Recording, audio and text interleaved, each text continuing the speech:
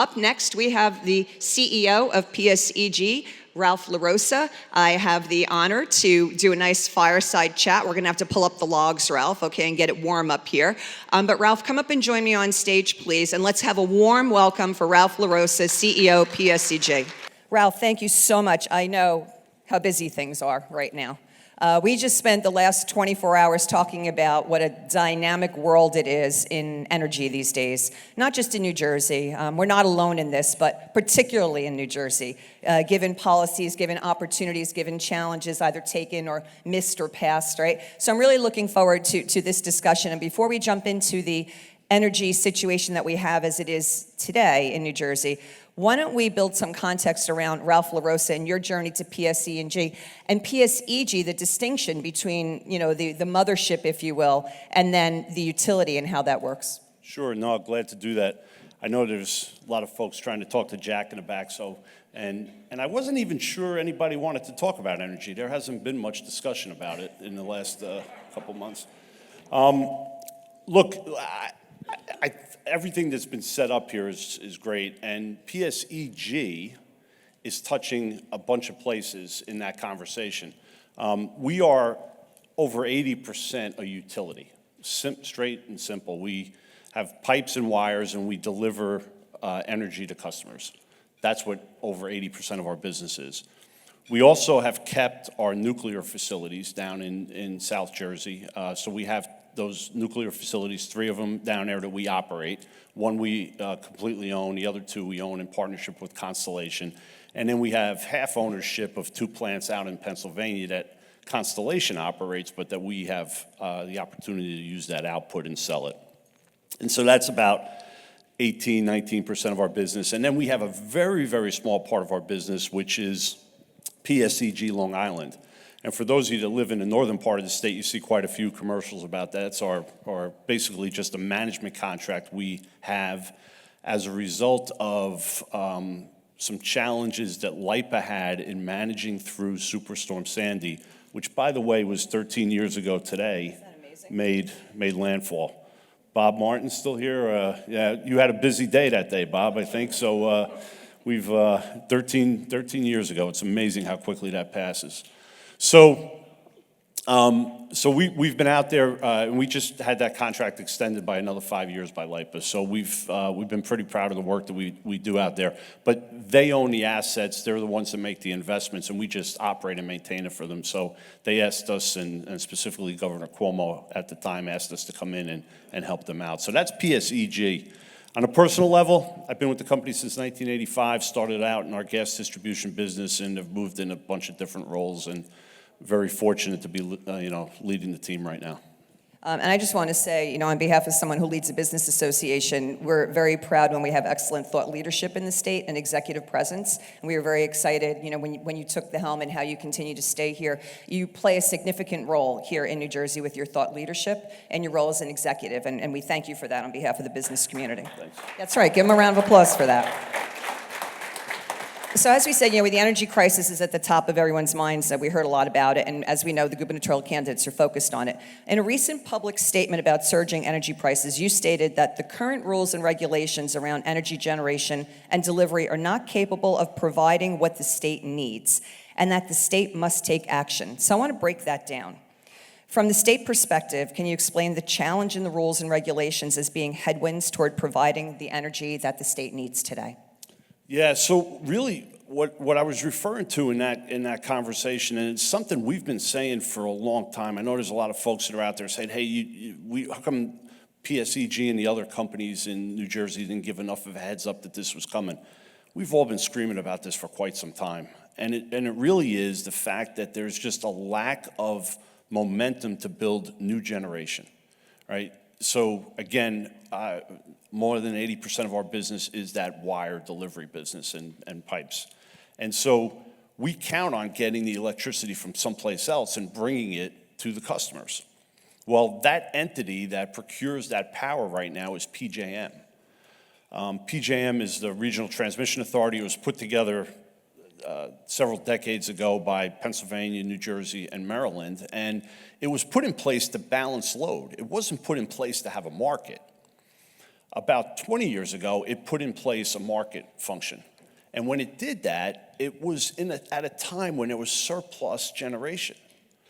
So there wasn't a lot of attention paid at that point to what are we going to do to make generation show up in the future. There's a couple things, I won't go into into all the details, but there's a capacity market, there's an energy market, there's ancillary services, there's ways that generators get paid. And so what happens is in that capacity section, they are intending to incent new generation to get built by sending a 3-year market signal that says, hey, listen, build new generation. Well, for those of you that have a business here, and I think most of you do, what does a 3-year price signal tell you? It tells you what you're going to get paid in 3 years, over the next 3 years. Well, if you don't build a power plant for 5 years, what clue do you have about what you're going to get paid in 5 years? So how do the board of directors of any company, whether it's a privately held company or a publicly held company, make a decision about building a new power plant when that's the market construct that exists? So as a result, what we've seen is we've seen a big push on solar because solar can come up and be online pretty quickly. We had the challenge with offshore wind, which, by the way, we were part of for a while. We as a company have, for the last 20 years, talked about an all-of-the-above strategy, and so we've been doing that. We did some solar, we've done offshore wind. We got out of the gas generation business from an investor standpoint, and I can dive into that if you want.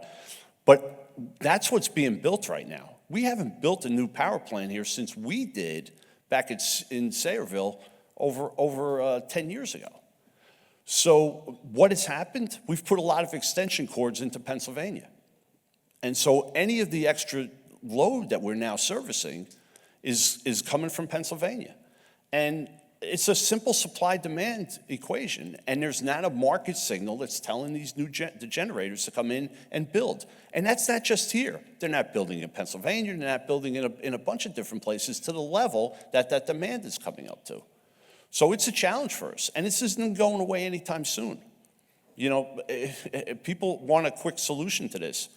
It takes 5 years to get a turbine delivered now, at a minimum. 5 years for a that's not turbine. even taking into consideration the supply chain challenges that we have today. So right? we can argue about permits, and this is the challenge. You can't get a new turbine in this country in less than 5 years. We have to start solving this today.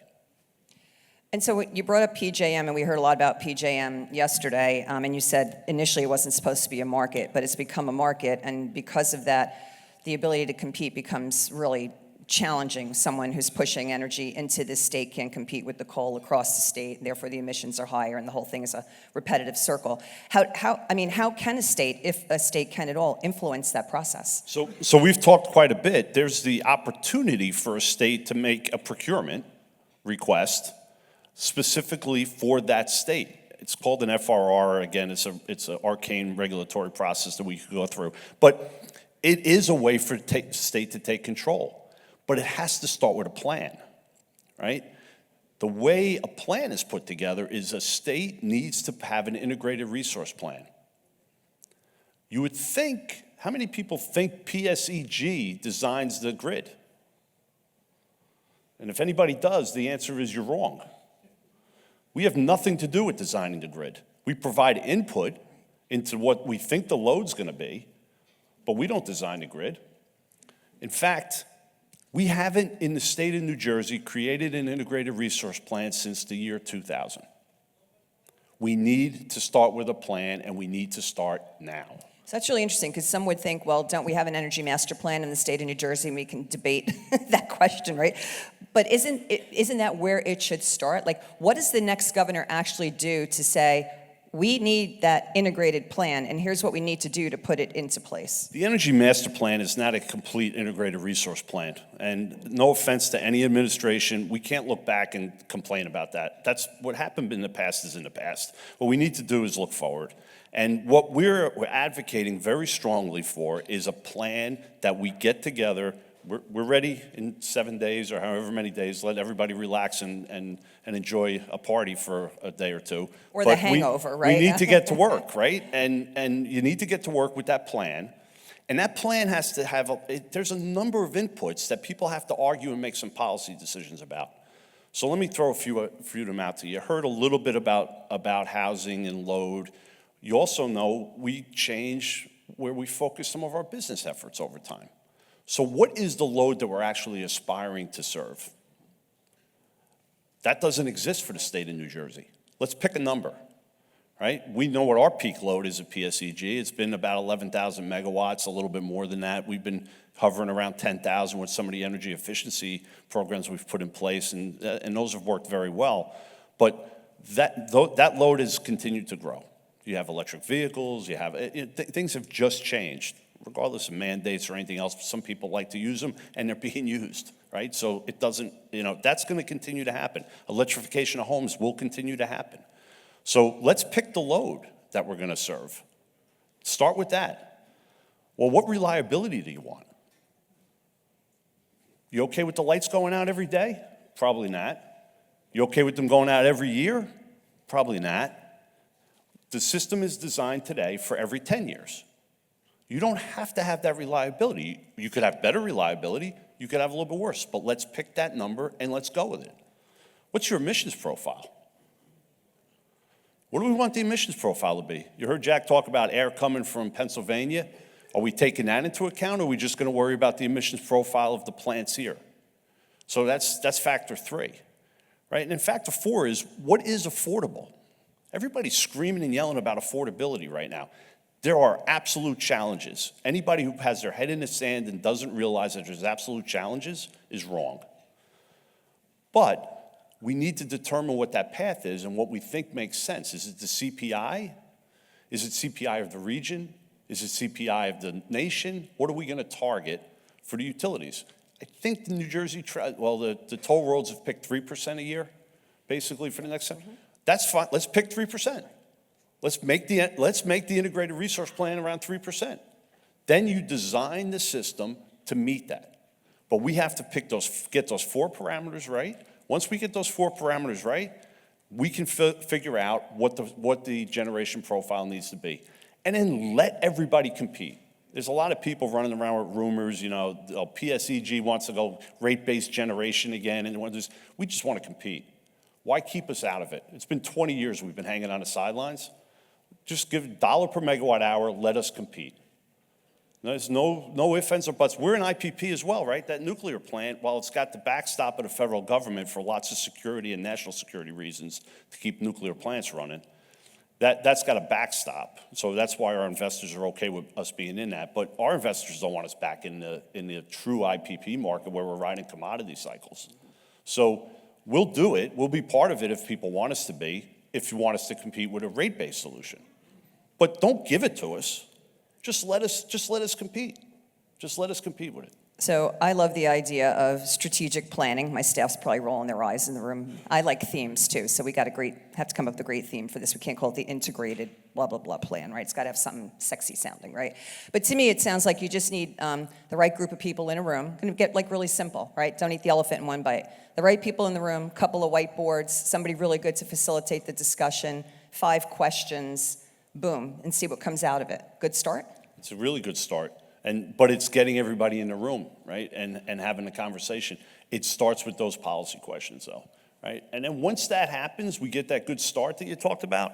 I really think the state goes ahead. They figure out a way to procure some of that power that we need. There is a gap. Our back-of-the-envelope calculation says we're about 6,000 megawatts short. Maybe a little more, maybe a little bit less. But if we want to control our own destiny, especially around those 4 topics that I talked about, then you have to procure your own energy. Don't count on somebody else with an extension cord. Actually control your own destiny. Take control. So we can do that in that room after those 4 questions. Put the procurement out. Still fight with PJM. Try to get some rules right. Maybe they'll turn around. I think that's just that the governance, and again, talk for days about it. The governance model at PJM is broken. It has been. It's going to be really tough for them to recover. Maybe we need a new RTO. Maybe we don't need to be in an RTO. Maybe we just have a state set up and we do balancing across those are conversations we can have. Maybe we have some regional discussion with the others in Other our states RTO that are more and have aligned, a regional right? strategy. Right. Another room, another whiteboard, another It's another certainly discussion. something we can do, but it has to start here, right? So we get that going. And then, look, I think we should do something about the fourth reactor, or maybe a fifth reactor, because the plants have kind of gotten themselves strained out a little bit. We can't invest all that's needed in that power. It's going to cost the state, or it's going to cost somewhere between $20 and $40 billion. It's a round number, to say the least, 20 to 40 billion, but there's a lot of reasons for that, and again, we could talk for days about it. We're a $40 billion company. You can't bet a company on one project. So you got to go out and you got to come up with plans. Well, the federal government, if you believe what's going on at DOE, we might get 80% of the funding through a loan from DOE. That's a pretty good start. And then there's some other pieces of the puzzle that we're starting to explore some of that stuff to enable, not to invest, but to enable the state to have that solution at its fingertips if it wants. You know, in the 1970s, I saw Fred DeSanti earlier, who used to work with our company. I think he's still here. I think Fred might have poured the concrete back in the 1970s when we started that reactor. But we actually poured the foundation for a fourth reactor. We have Salem 1, Salem 2, Hope Creek 1. It was going to be Hope Creek 2. But then some challenges came up in the industry, and then there was financial challenges with meeting the new safety requirements, and that project got put on hold and never continued. So the land is there, this concrete poured, probably have to change it a little bit, but there's a great start. And then there's new technology out there. There's SMRs, there's some other things. Those are small technology solutions, and maybe there's some place for that to be played in there. But I think you go with some big nuclear plants, you enable that for the state, we figure out the best way to finance it to keep the prices as low as possible for customers. So you mentioned both procurement and generation. So it's a mixture, right? We're not going to be able to do it all. I mean, obviously, we're going to have to procure for as long as we have to try to reinvest by generating here, right? So what are our best opportunities? What should we be looking at in terms of procurement? You know, we heard yesterday, I was concerned yesterday when I heard someone who's bringing energy into this state that they can't do it competitively anymore, again, because we're firing up coal across the way, and PJM dispatches they'll go to the coal because it's cheaper first.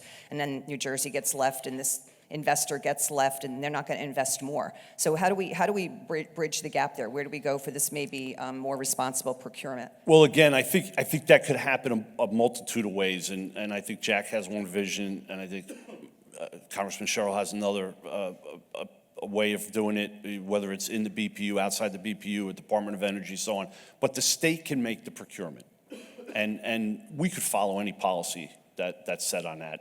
That's not the challenge. The challenge is getting those 4 questions answered. Great. So we know what we're trying to procure. And look, the state of New Jersey has procured. We procured offshore wind. That was done. It was a competitive process. Again, people can argue about that, what happened. That's behind us. What we got to do is look forward, and that process was set up, and it was set up in a way that we did get the cheapest wind that we could have gotten at that point. So let's go back to affordability, because that's certainly something on the mind of the customer, and particularly for the business community with the spikes that just recently happened. You know, for a resident, it's traumatic enough to see their bill go up 80, 90, 100%, right, on just their home. Now multiply that times 10 or 20 for a business. Take a manufacturing facility, maybe times 100. You know, when we talk out there about state utilities and how they're limited in resolving the current crisis, et cetera, building generation, then we come back to, well, are they simply passing that cost off to the customers without any markup? Can you really explain, you know, the role that the utility plays? And you operate in a box. Yeah, no, I fail miserably every time I try to explain this. I try to tell my dad, who is 86 and living in Toms River, that it's not our fault, and he doesn't believe me. So, look, you're going to get a presentation later today, which I think is fantastic, about the breakout of the bill. The utilities in New Jersey were 39% of the bill in 2023. The utilities in New Jersey in 2026 are down to 37% of the bill. We have to do everything we can to keep prices down. There is no doubt about it. We have to look for efficiencies. We have to try to streamline operations. All those pieces of the puzzle are things that we have to do. Hold us accountable to do that, right? That's fine. But that's on 37% of the bill, right? What we need to do is to help from a thought leadership standpoint, have a conversation about those 4 questions that need to be answered, and then let's go build something. Stop talking about it. We gotta actually get to work. Yeah, we need action. I mean, there's absolutely no doubt about that. And in that regard, I do want to ask you, because there's a lot of other dynamics at play. So when we're sitting around that table and we're answering those 4 questions, and we have to put some theories, as you said, here's where you want to be, pick a number, let's shoot for that, let's assume some risk in there, how much risk we want to take, what's our appetite, right? What about AI and its impact and the fact that it's happening at such a fast, rapid pace? Do we have to go ×1, ×5, ×10? We'll bring some experts in the room. They'll model it out for us what these data centers are going to kind of eat up and how we fit them into this load. Yeah, so a data center is an industry.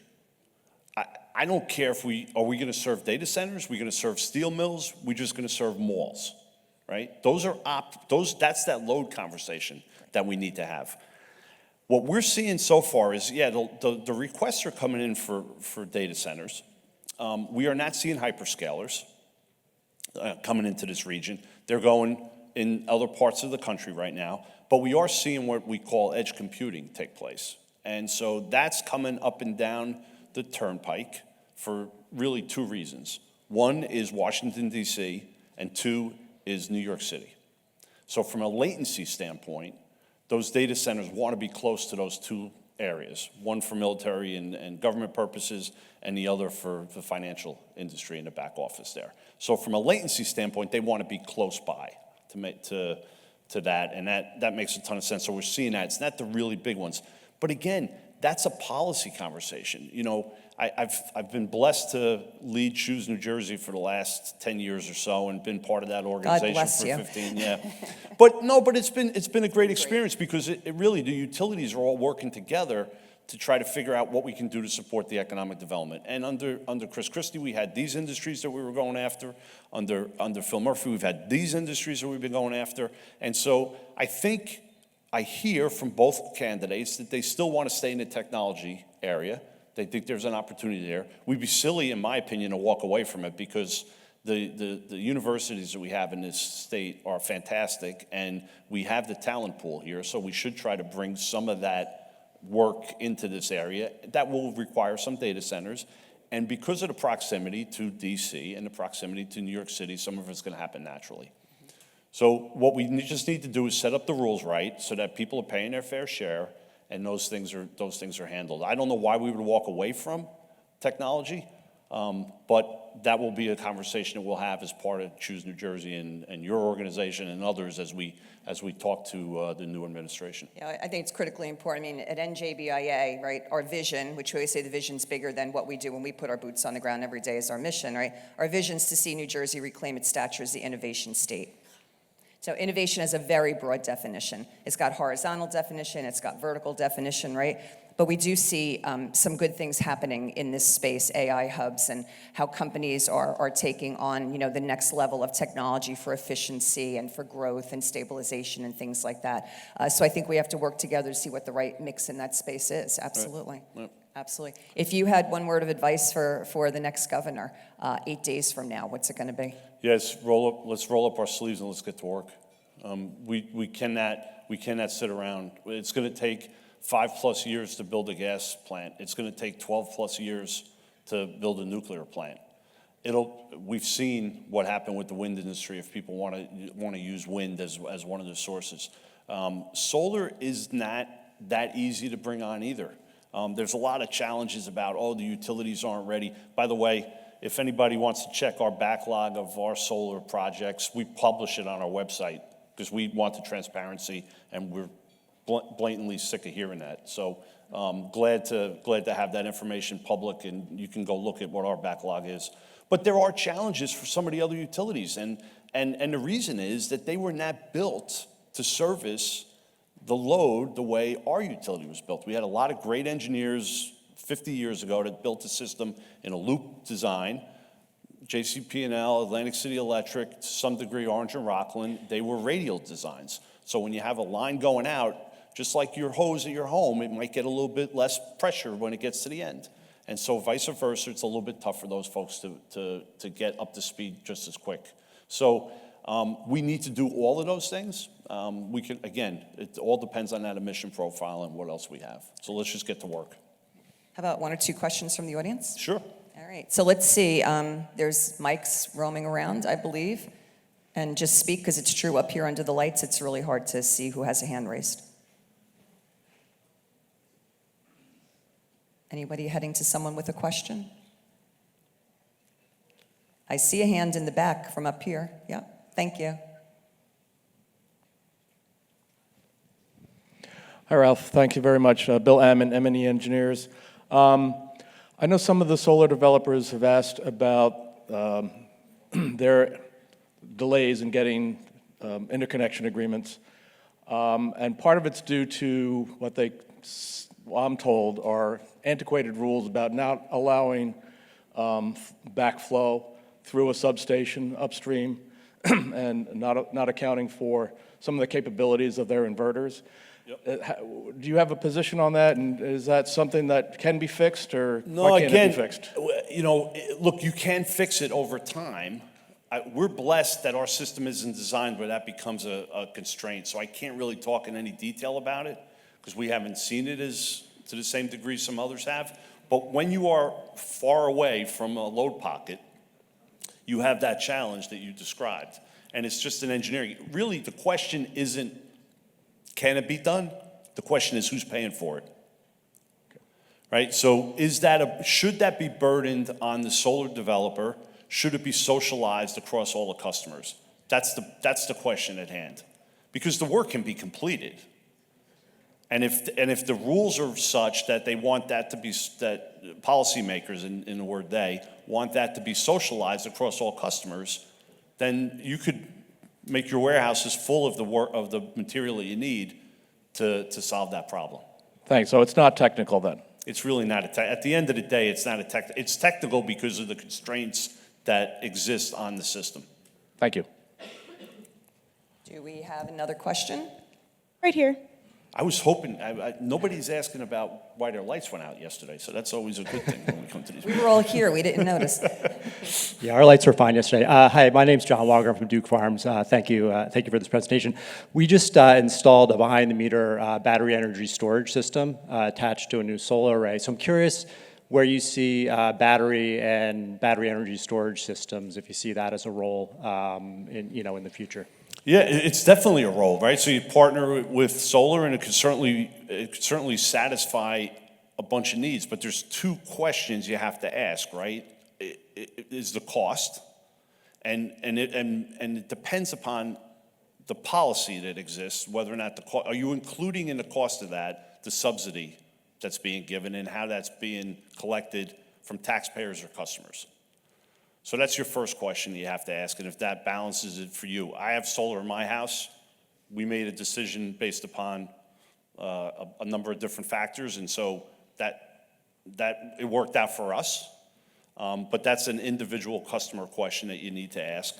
And then the second is, how much are you going to rely on the grid in case your battery doesn't work, or the solar that you're using to fill the battery doesn't work? And is that burden, again, going to be shared amongst all the customers, or is that something that you should pick up the tab for? And so as we make those policy decisions, pretty straightforward, but very complicated because there's a lot of emotion in those 2 questions that I just asked you. But I definitely think the technology works. And again, on a personal level, I didn't go with a battery, but I did go with solar. Right. And how about on the other side of the meter? We could do the same. I mean, it doesn't matter, right? We could put batteries all over the state and all of our substations and switching stations. We could easily do that. Again, is it cost effective, and is it something that the policymakers want to see as a potential opportunity? It was interesting, you just said about behind the meter. How many times have we been arguing about behind the meter, generation? You just installed it. I think we have time for one more question if there is one. There is indeed. Jim Benton, formerly with the Petroleum Institute in Trenton, now with Stevens and Lee. Just a quick question, Ralph, but before I get to it, I think the anniversary of Superstorm Sandy deserves recognition for your role in helping restore New Jersey to a place of prominence right during back that at you, Jim. difficulty. We were on the phone trying to figure out how we were getting the fuel farms back up and running. I remember it very Or well. getting the refinery on, or reopening the Arthur Kill, or getting the terminals going again. Yep. But it was a wonderful time, and Bob Martin certainly deserves a good part of that credit. Yep. But the question I have, you've looked a lot at the electric side. I appreciate that. Even Fred DeSanti got a shout out. I did. But could you focus a little bit on New Jersey's future and relationship with natural gas, and what you see for consumers in New Jersey that use natural gas, and what you see about our future load requirements of natural gas? Well, because I was leaving all of that for Mike Renna, Say who's spoiler coming up alert, next. yeah. But I'll give you my 2 cents at a very high level.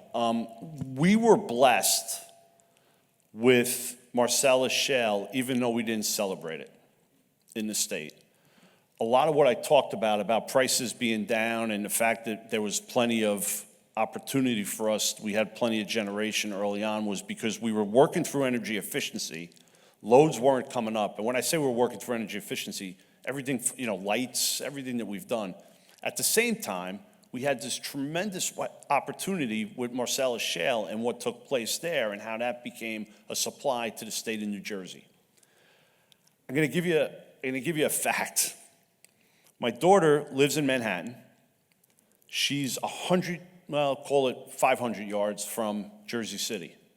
She pays twice as much for her electricity and twice as much for her natural gas, because we have Marcellus Shale and we have the pipes and we had the access to it. Now, that has ramifications, and I understand that, but that gets back to the question that we have to answer as a state from a policy standpoint on emissions. It's a trade-off. New York City didn't want to have natural gas pipes. They didn't want to expand. They turned down a number of different projects that were there. My daughter pays twice as much. So from an affordability question, that's why it's so important to answer those other questions first. You have to ask them. And if you don't, if you bury your head in the sand from asking that question and answering it, we wind up meandering, and that's what we can't do anymore. So I think it means a ton. I think our opportunity for what we got from natural gas was a ton. I think I'm not going to talk anymore because Michael steal a thunder, but I'll leave you with this. In 1985, when I started with the company, we had a moratorium on natural gas hookups because we didn't have enough natural gas. That was before Marcellus Shale and the other reserves were found. So there was a time there where we were not hooking up new customers, and my dad honestly asked me the question back then, why are you going to work at that company? Because there's not going to be a company there in a few years. They don't have enough gas. So. Well, Ralph, I just want to say thank you. And by the way, we have a lovely conference room in Trenton where we could host that strategic session when the time is right and get those stakeholders together. But truly, I want to thank you for your leadership, not just for, as I said, PSEG and PSE&G and what you do for the utility world here in New Jersey, but your leadership on Choose New Jersey, your thought leadership around many executive tables through what were extremely challenging times, be it Superstorm Sandy, we waved in the hallways of the Rock, I remember, right? Or be it, during COVID, and all the issues. I mean, we didn't even talk about, impacts like that when everybody's home, plug it in 10 different, what that means, right? So your leadership's been outstanding for the whole time you've been here. On behalf of the state of New Jersey, thank you, and thanks so much for your time today. Thanks, from Michelle. BIA. Thanks.